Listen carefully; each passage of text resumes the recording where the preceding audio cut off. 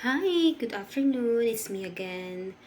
For today's video, guys, meron naman tayong kababayan na namatay is because she fall in love with the wrong person. So, kaya awareness to all women right there that not all our partners or live-in partners or spouses are real.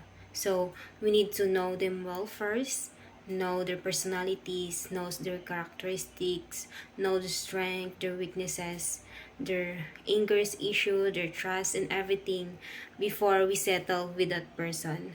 Because, at wag natin i-ignore yung mga red flags nila. So, as long as pinapaulit-ulit na yung red flags and there's no change, leave and be let go of that person, because a person will change because he want to change, because he want to change because he loves you, not because he changed because you or his behavior. So, not porket he making a way to see you, he love you, it's also not porket na he told you that he love you, you are really love. It doesn't mean like that. We are surrounded by the world that is just lie. So, when you know that your partner or spouse can hurt you or cheat on you, let go, or you should not fight for him, because at the end you're gonna win.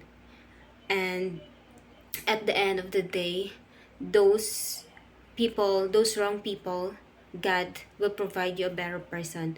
God will give you a person who gonna treat you more than you deserve.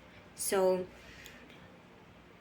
maybe whoever else is the person you fight, at the end of the day, that person will end your life probably. So choose your partner wisely, because your partner will make you the one who tells your future, and the one who gonna make you happy and how give you better life. And yeah, to all the women right there, let's take care of ourselves, and hopefully nothing like this again, like traumatic like this again happened in this world. So yun lamang po, at maraming salamat. Good afternoon. Bye.